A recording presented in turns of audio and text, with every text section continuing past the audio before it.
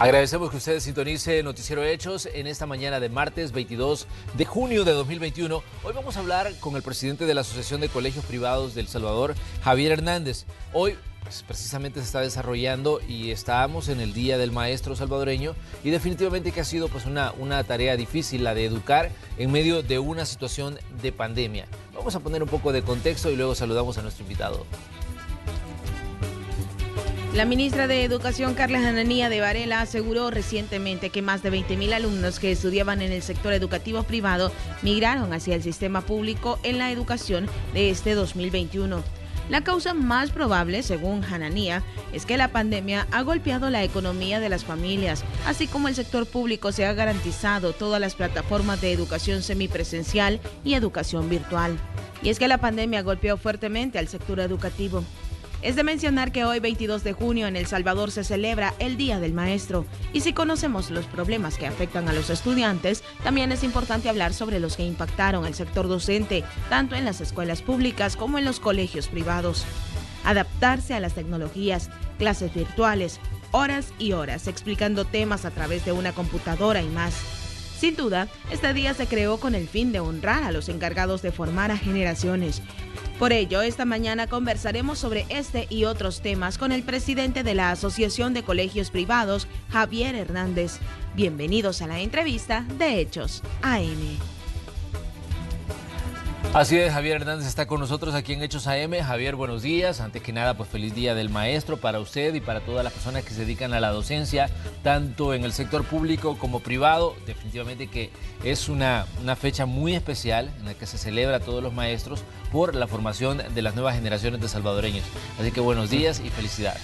Buenos días, Manuel. Buenos días a todos nuestros televidentes, especialmente a todos los docentes del sector público y privado, a mis colegas de las escuelas públicas, a mis colegas de los colegios privados y a usted también, Manuel, que también sé que es maestro de comunicaciones aquí en la academia y creo que es importante saludarles y admirar hoy esa labor que se hace en el mundo por un futuro mejor para esta tierra que necesita tanto de la humanidad y nosotros como humanidad necesitamos tanto de ella.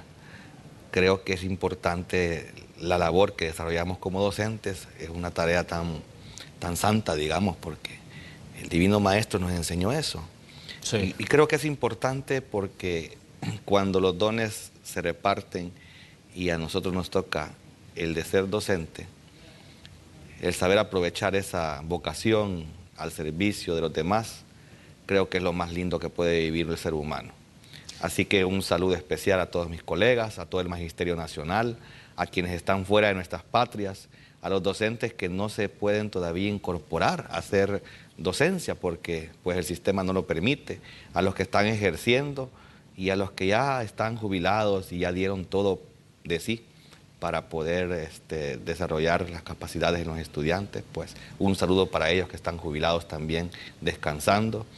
A mis maestros que me formaron y a los maestros de mi colegio, Luis Alonso Aparicio Osegueda, y por supuesto a los de la Asociación de Colegios Privados, sí, los docentes que han estado ahí presentes siempre. A todos, mi cariño, mi respeto y mi admiración. Muchas gracias. Bueno. Javier, ¿cómo define usted este proceso que ha tenido que vivir como gremio docente, el de adaptarse a una nueva realidad, el de dar clases en medio de una situación de pandemia que todavía no ha finalizado? Para muchos docentes la labor continúa ahí porque siguen educando, ya sea de forma virtual o sea de forma semipresencial, pero la tarea, me imagino que para ustedes ha sido un tanto difícil ese proceso de adaptación, ¿no? Sí, no se ha todavía, digamos, fijado la línea que puede dividir el antes y el después de la pandemia, porque pudimos decir que el punto de partida era en marzo del 2020, donde se suspenden las clases y decimos comienza a tratarse lo que es el tema de COVID-19 en nuestro país, marzo 2020. Sí. Pero de ahí para acá, algunos hablan de que ya estamos post pandemia, otros estamos que todavía no hemos terminado el tiempo de la pandemia, pero dentro de lo que cabe, sea cual sea el resultado, si los casos han ido en disminución, pues puede irse pensando en que esto está por finalizar, como como emergencia nacional, digamos. Pero los docentes hemos tenido, digamos, que enfrentar las limitantes más fuertes para poder desarrollar nuestras actividades, para poder llevar el servicio educativo, ya sea en el sector público o privado, en la escuela o en el colegio. Esto ha sido ciertamente complicado. Imagínese, Manuel, entregar su hogar, digamos, al servicio de los demás, porque hubo que instalar un espacio en la casa del docente para poder despachar desde ahí las clases, en muchos casos con limitantes súper fuertes.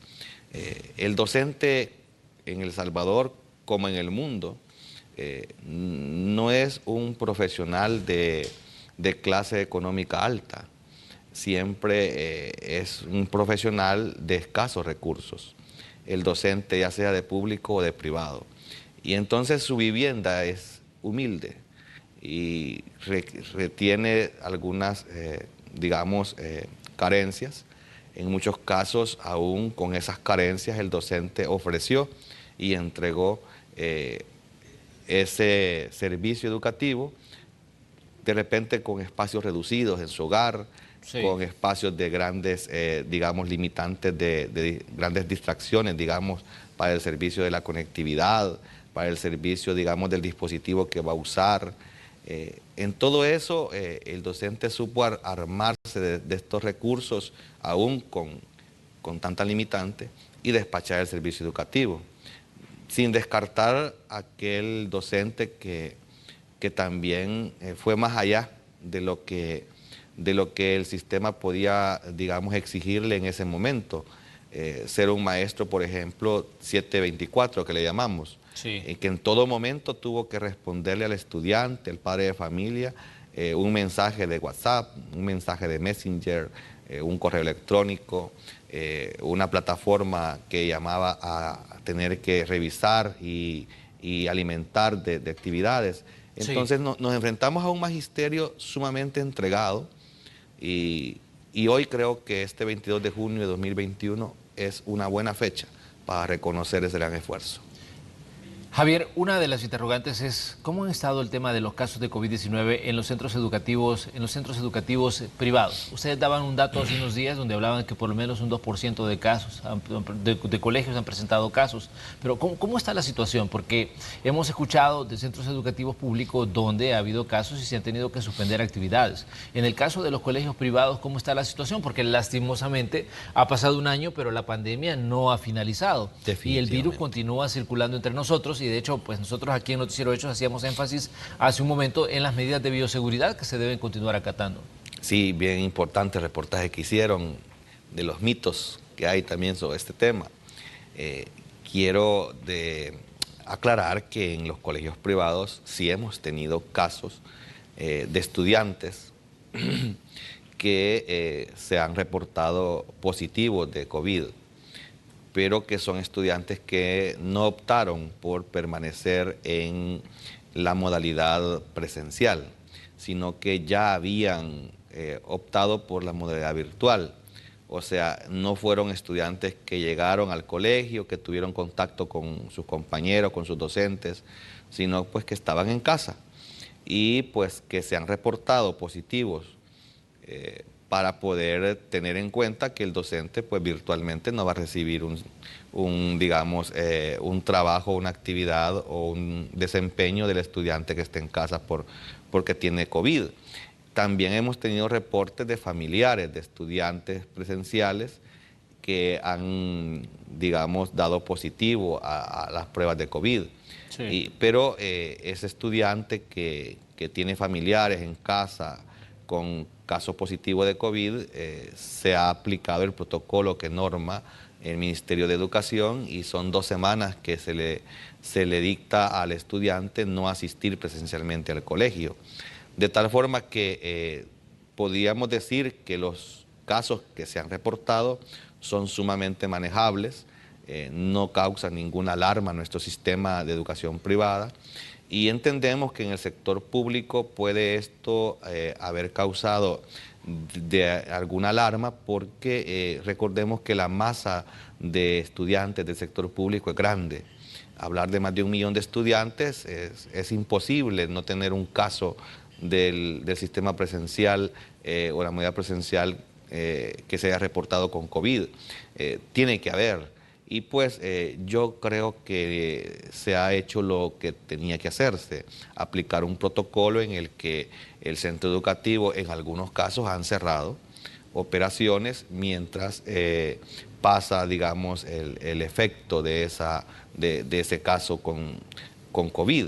Sí. Después ha habido una, digamos, responsable acción de parte del sistema en cuanto a tratar estos casos con mucha responsabilidad y mucha prudencia, en cuanto a que esto no vaya a causar también un nivel socioemocional negativo en los estudiantes, en los docentes y en los padres de familia.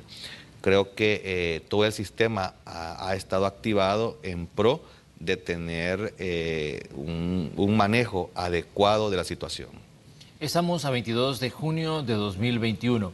Ustedes señalaban algo que, pues, hasta cierto punto es preocupante, el tema de la deserción de estudiantes en una situación de emergencia sanitaria todavía. El 2021 fue una situación en la que había, pues, mucho temor de parte de los padres de familia.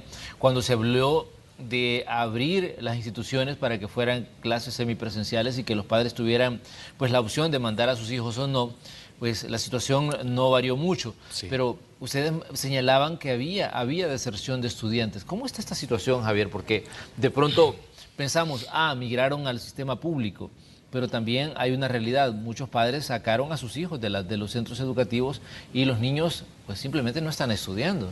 Sí, tienes razón. Nosotros coincidimos perfectamente con el dato que puede manejar el Ministerio de Educación sobre estudiantes que han migrado del sistema privado al sistema público.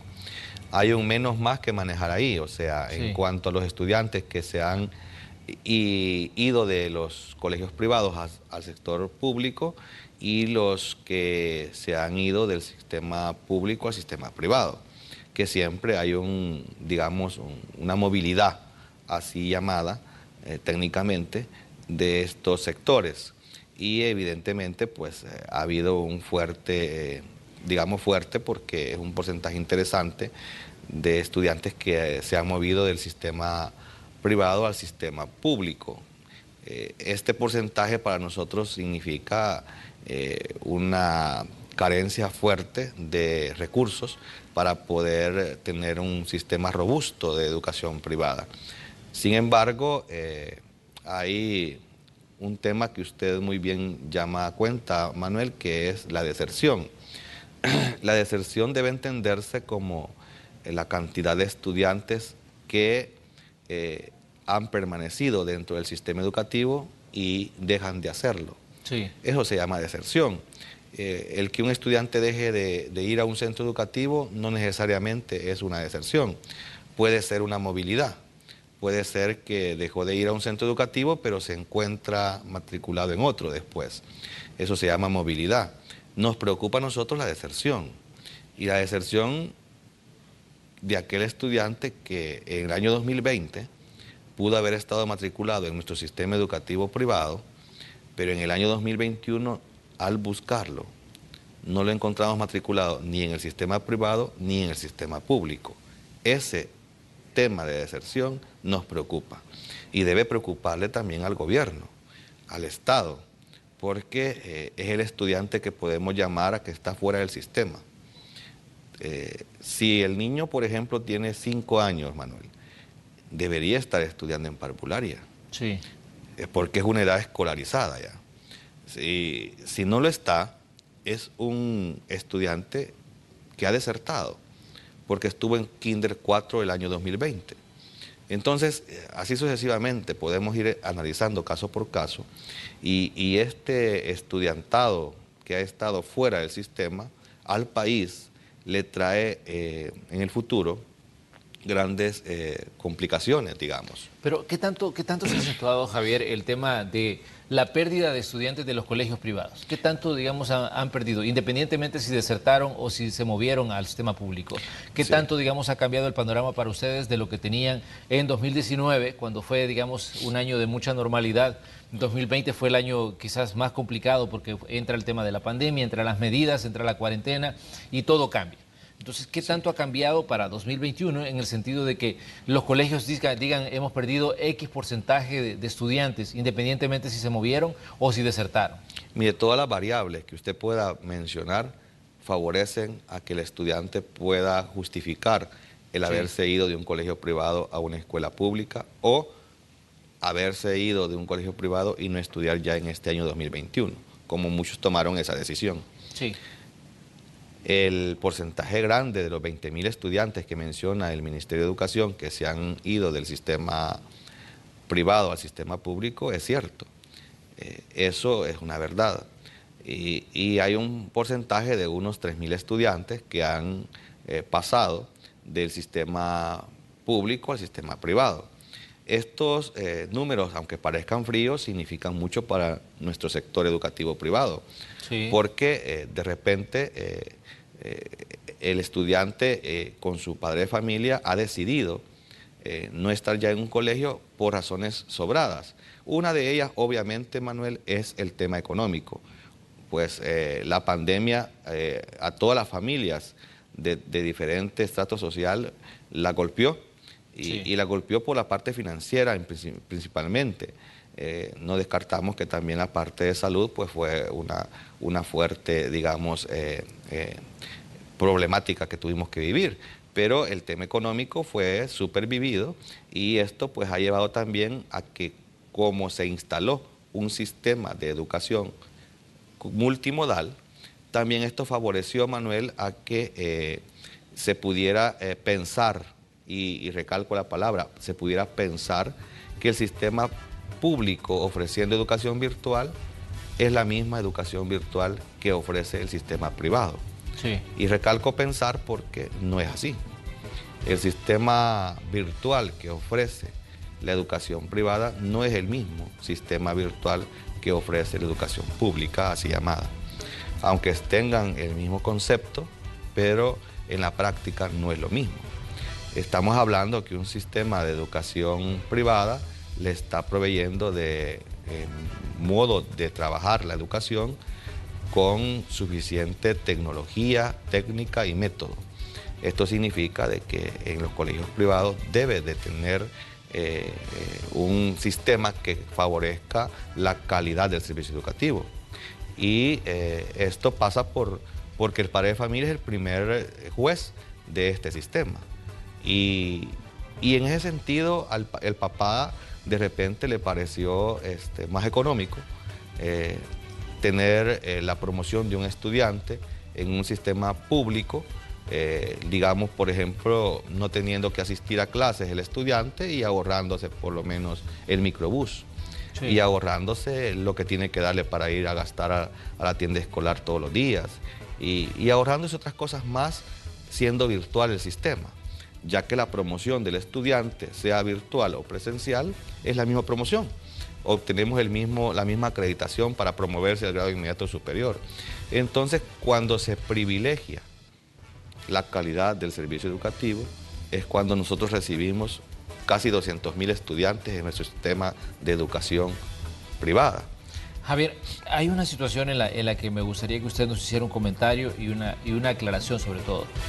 La mayoría de gente, cuando escucha hablar de colegios privados, es educación de paga. Correcto. Pero se imagina que toda la gente que manda a sus hijos a un colegio significa que tiene dinero entonces para pagar la educación de sus hijos y que esto representa, digamos, que esta familia tiene un ingreso tal vez superior a la que puede tener una familia que manda a sus hijos a la educación pública. Pero sabemos que hay de colegios a colegios. Correcto. Y de costos a costos. Entonces, así es. Esta es una situación respecto a...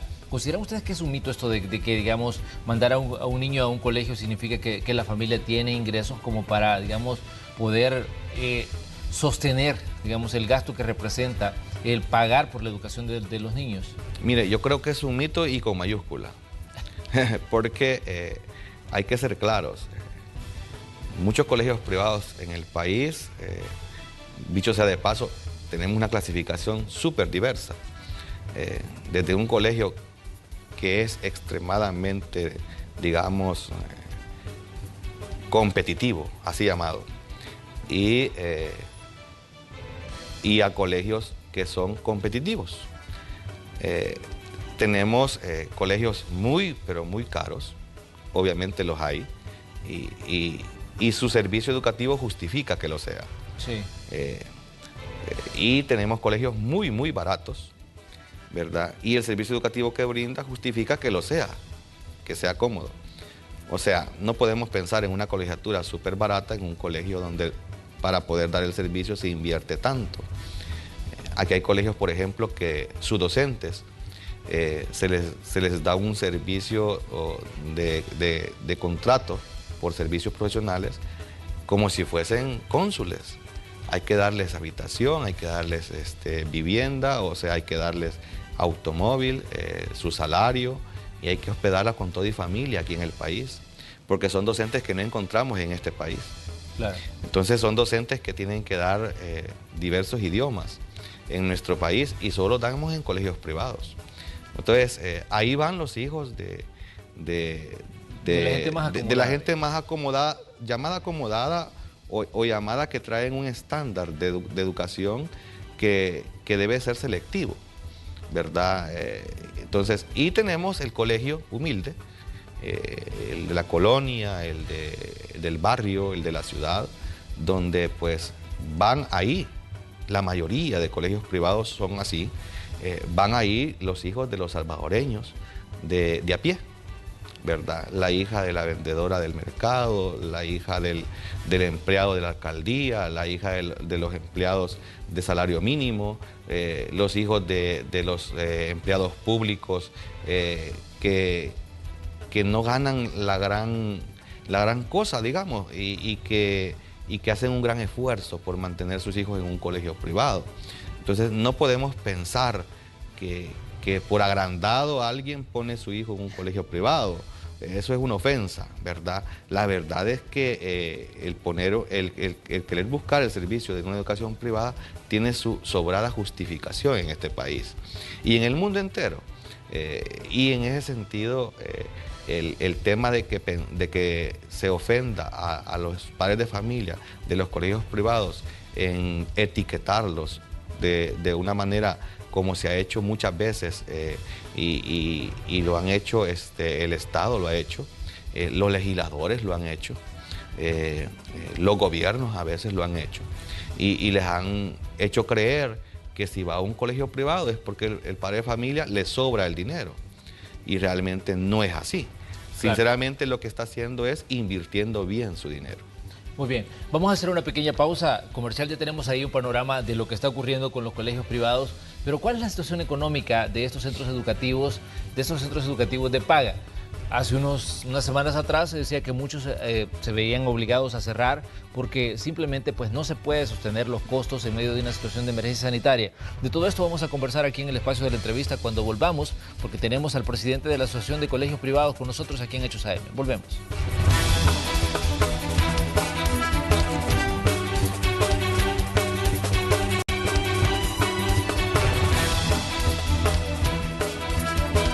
Estamos en el día martes, hoy es 22 de junio de 2021.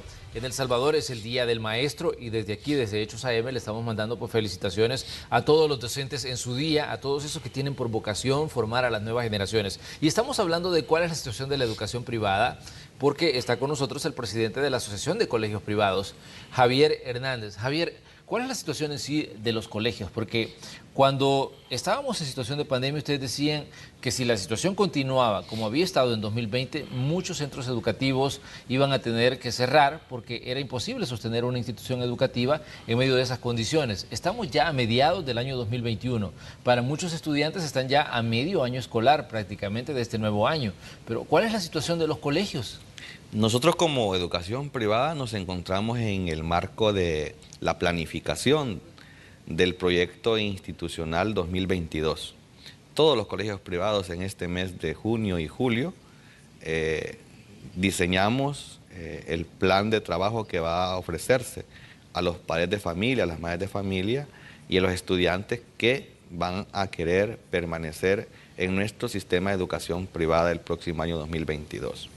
De aquí pues que habrá que cada colegio tener la oportunidad compartiendo sus planes de trabajo que va a querer desarrollar el próximo año.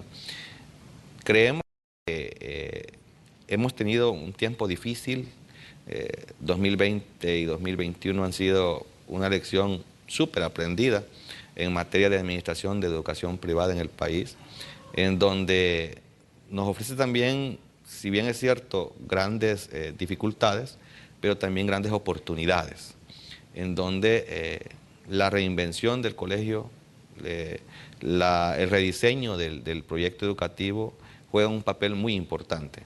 Y aquí pues verán ustedes que los colegios privados van a ofrecerle a los estudiantes para el próximo año 2022 un proyecto más tecnológico, más innovador y por supuesto más actualizado a las exigencias de los nuevos tiempos. Y aquí, Manuel, hay que aclarar algo muy importante. Nosotros estamos en este mes de julio haciendo un encuentro entre los colegios privados del país y las universidades privadas del país, en donde estamos uniendo lo que es todo el sistema educativo privado desde educación inicial hasta educación superior. Esto nunca se había visto. Y estamos convocándonos a un encuentro, a una cumbre de educación superior, media, básica, parvularia e inicial, en donde vamos a establecer un pacto nacional por la educación. Y esto va a significar, de verdad, el encontrarnos con acuerdos en donde vamos a tener un proyecto que tenga una conectividad entre educación inicial hasta educación superior, que es lo que no habíamos tenido en toda la historia del país. Esto va a significar que el estudiante, cuando lleva un digamos, proyecto de vida incorporado a una formación, al tener ya su título universitario, tenga oportunidades de desarrollo, oportunidades de empleo y no tenga que buscar el migrar de nuestro país. Ese es el objetivo final. Es que debemos corregir el gran error de estar, digamos, formando profesionales en educación superior para desempleo. Debemos de crear, digamos, carreras que van a encajar en lo que es la sociedad productiva del país. Si estamos produciendo nosotros profesionales que, digamos, hay ya una sobrecarga en el país de estos profesionales, sobre oferta, estaríamos, digamos, cayendo siempre en el mismo error todos los años y estaríamos profesionalizando, digamos, el fatalismo y el desempleo. Creo que debemos de corregir ese error y eso pasa por tener un encuentro entre la educación privada de todo el país para poder establecer esos acuerdos que lleven a tener políticas de educación a largo plazo, pero que puedan consignarse en leyes que puedan sustentar estas políticas. Por eso es que después de haber tenido esta cumbre, el paso siguiente tendría que ser presentar estos acuerdos a el gobierno para que sean, digamos, consignados en leyes en la Asamblea Legislativa, para que no sea un simplemente pacto, sino que sea letra viva y que pueda tener vigencia y que pueda tener viabilidad y que de verdad pueda aplicarse. Pero hay apertura, Javier, para que, digamos, ese tipo de cosas que ustedes pretenden hacer o este tipo de pactos que pretenden implementar tenga eco en las decisiones que toman en la Asamblea Legislativa. Bueno, hemos escuchado mensajes sumamente importantes en donde la primera dama de la República, al frente de la función social del país, tiene gran, digamos, simpatía por el tema educativo. El presidente de la República se ha comprometido en que la educación es uno de los principales pilares de su gobierno. La Asamblea Legislativa se ha puesto a disposición de escuchar planteamientos de este tipo.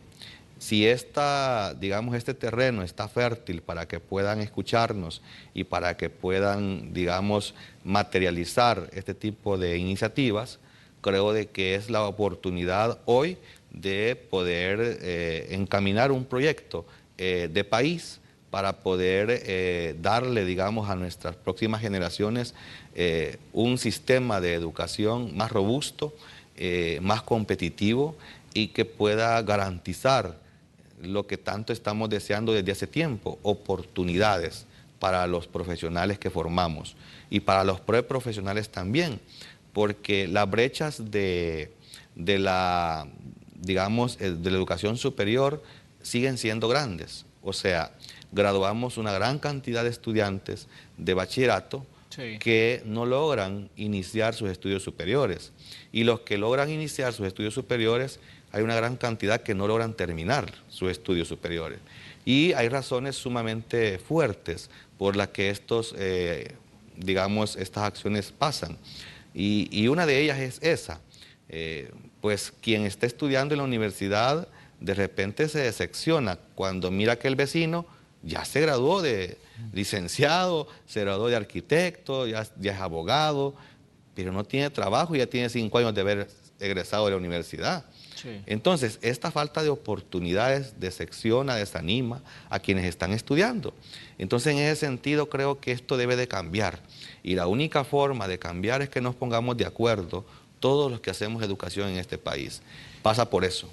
Javier, ustedes estaban como colegios privados pidiendo que se le diera también a los estudiantes el mismo trato que se le da a los de los centros educativos públicos, en el sentido, por ejemplo, de recibir paquetes escolares. Ya hablábamos en el segmento anterior de que hay de colegios a colegios. Hay algunos que son pues muy caros y otros que son colegios de barrio, de colonia, donde ya decía usted el tipo de estudiante que reciben, que son los hijos de personas que tienen ingresos bajos, pero que hacen el esfuerzo por mandar a sus hijos a un centro educativo de paga. ¿Cómo ven ustedes esto? ¿Tuvo eco, no tuvo eco la petición que estaban haciendo de que se le diera, en este caso, a los estudiantes de algunos colegios privados el hecho de poder acceder a paquetes escolares? Mire, no menos de 8 de cada 10 estudiantes en el sector privado tienen las mismas o menos disponibilidades económicas que tienen los estudiantes en el sistema de educación pública. Y eso los hace principalmente acreedores de recibir los beneficios que reciben en el paquete escolar los estudiantes de educación pública. Por eso es que los colegios privados, para los estudiantes, para los padres de familia de los estudiantes, hemos estado insistiendo en que es justo que a los estudiantes se les pueda dar la computadora, la conectividad, el paquete de útiles escolares, el calzado, el uniforme, la alimentación que se le da a los estudiantes del sector público y también se les dé a los estudiantes del sector privado. Sí. Quiero recalcar, Manuel, que esto no es para los colegios y que tampoco queremos nosotros meter manos en eso. Sí. Solo estamos siendo portavoces de los padres de familia para que estos beneficios los reciban los estudiantes de los colegios privados. En primer lugar, porque los estudiantes en un porcentaje grande de los colegios privados se encuentran en estado de vulnerabilidad económica, sí, que es lo que dicta la norma, dicta la ley para ser beneficiario de este paquete escolar. Y lo segundo es que son hijos de salvadoreños como usted, como yo, que pues contribuimos a este país con nuestros impuestos y que el paquete escolar se paga con los impuestos de los salvadoreños. Entonces, si los padres de familia que tienen hijos en los colegios privados, con sus impuestos pagan el paquete escolar que reciben los estudiantes en la escuela pública, justo es que también sus hijos reciban este mismo paquete, pues lo estamos pagando todos. Pero, ¿qué porcentaje estiman ustedes de estudiantes de colegios privados deberían recibir este tipo de paquetes? Porque sabemos, como decíamos, que hay colegios pues, que son pues, mucho más caros y Sí. que donde las familias tienen las posibilidades de dotar a sus hijos de todo lo que necesitan para sus actividades académicas e incluso de tecnología. Pero como decíamos, hay colegios que están ubicados en zonas donde vive y convive pues gente de clase trabajadora de escasos recursos. ¿Qué porcentaje consideran ustedes de centros educativos privados deberían recibir este tipo de tratamiento? Mire, la Constitución de la República no hace distinción entre unos y otros salvadoreños. Nos trata a todos por igual. La Constitución, que es la máxima ley, si esa ley nos trata a todos por igual, todas las leyes deberían tratarnos igual. No debería haber distinción. Sin embargo, respondiendo a su pregunta, el porcentaje grande que manejan los colegios privados de estudiantes que podrían recibir o que deberían recibir justamente este paquete escolar, no son menos de 175,000 estudiantes. Los demás no es que no lo merezcan, es que de repente puedan ellos mismos tomar la decisión de donar este paquete para que otro estudiante pueda recibirlo. Claro. Pero justo es que el sistema se active en beneficio de todos. Así como, por ejemplo, se ha activado un sistema de salud en beneficio de todos. Como dijo el presidente Nayib Bukele, este hospital, dijo, es para todos. Pues así debe de ser el paquete escolar, para todos, los estudiantes, sin distinción. Es que en temas de servicio social o de subsidio, mejor dicho, no debe haber distinción. No debe haber distinción por ninguna razón. Porque lo que le pueda llamar a alguien, por decirle algo, un empleado público puede ganar $2,000, por ejemplo, y hace un gran esfuerzo, aún ganando esa cantidad, que para muchos puede ser grande, aún ganando esa cantidad de $2,000, de repente hace un gran esfuerzo de tener un hijo en un colegio privado, pero al revisar su estado económico del hogar, su disponibilidad es menos de la que gana el sueldo mínimo. Entonces usted encuentra de que de repente el tema de digamos, de merecerlo o no, no tiene que ver con el salario del profesional que tiene su hijo estudiando, sí, sino que tiene que ver con la disponibilidad que tiene después del salario y los gastos que tiene como hogar. Entonces, el tema educativo en todo el mundo hay que verlo como un tema de desarrollo de país, como un tema en el que no debe verse como un gasto, sino como una inversión. Si así lo ve la familia salvadoreña que tiene a sus hijos estudiando en colegios privados, así debe de verlo el gobierno, así debe de verlo el Estado. Si aquí lo que hay que privilegiar, Manuel, es la producción del capital académico, que es lo que nunca se ha logrado, digamos, manejar adecuadamente en este país. El capital académico es la suma de todos aquellos, digamos, profesionales que puede producir su país para servicio propio. Y si nosotros estamos produciendo profesionales para el descanso, para el desempleo, el país no es productivo.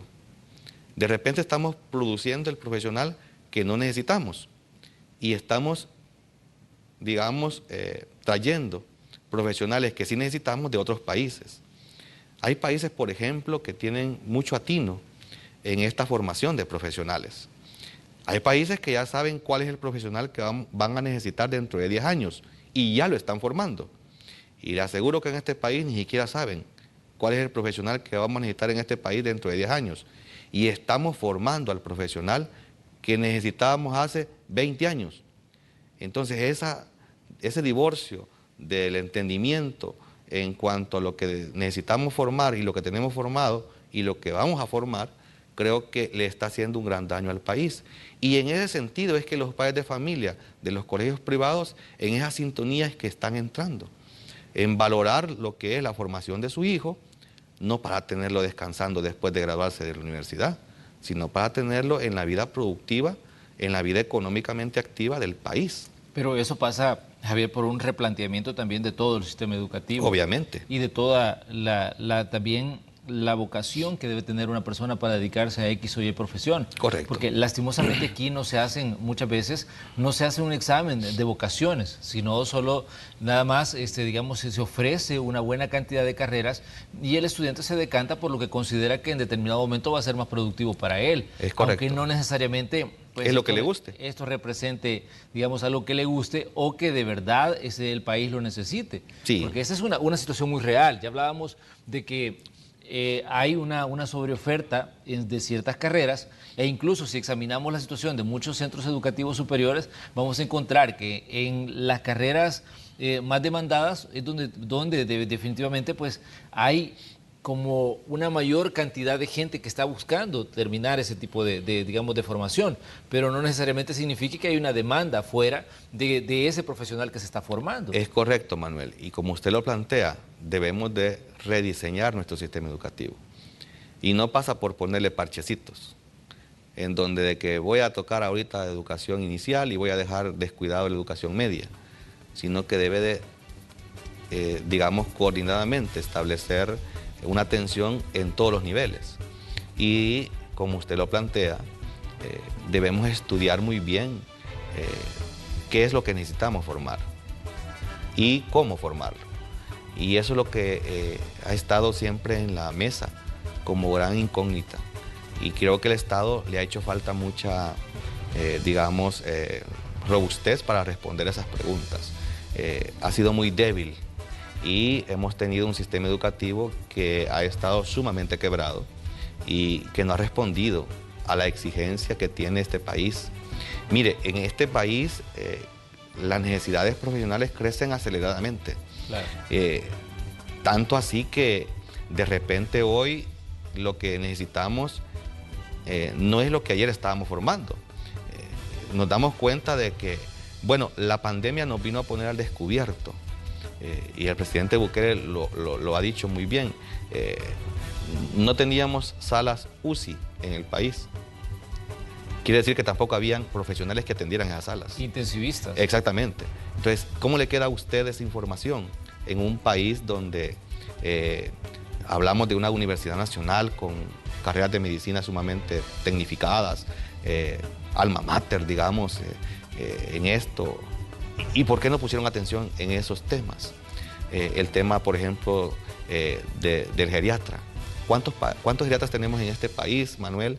Y dentro de cuántos años nosotros vamos a tener una población más adulto mayor que joven. Y vamos a necesitar tantos geriatras en este país como no se imagina.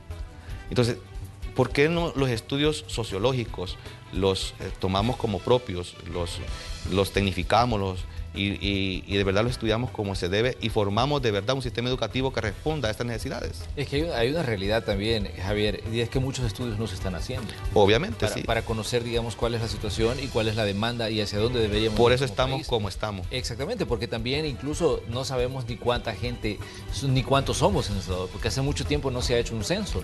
Y eso pues es una situación complicada, porque entonces, ¿cómo se enfocan los programas sociales si no se sabe cuánta gente definitivamente somos en El Salvador y cuánto estamos repartidos en qué estratos de población? Entonces son como puntos importantes y qué bueno, Javier, que hemos podido conversar con usted esta mañana de martes, Día del Maestro. Reiteramos nuestras felicitaciones a todo el sector docente y también, bueno, le agradecemos, Javier, por habernos cedido parte de su tiempo en esta mañana y venir a conversar sobre educación, que es un tema que debería preocuparnos a todos en El Salvador. Quiero agradecerle a Canal 12 y a usted, Manuel, por supuesto, tomar este día el tema de educación como importante para poder tratarlo en esta entrevista de tanto prestigio. Y por supuesto, agradecerle a todos los docentes que se entregan diariamente a su labor y Dios ha de bendecirlos por ello, porque nadie más puede bendecir mejor que Dios y creo que diariamente lo sentimos así. Un saludo para todos, los que están también fuera del país, son profesionales docentes y que de repente no están trabajando de docentes afuera del país, pero que saben que esa profesión la llevan en su sangre. Así que muchas gracias y les deseamos lo mejor. Vamos nosotros a una pausa comercial y cuando regresemos vamos a tener más de Noticiero Hechos. Vamos a hablar de deporte, vamos a hablar también de los reportes de tráfico con los equipos que están distribuidos desde muy temprano, pues rastreando esa información para que ustedes la conozcan. Venimos enseguida.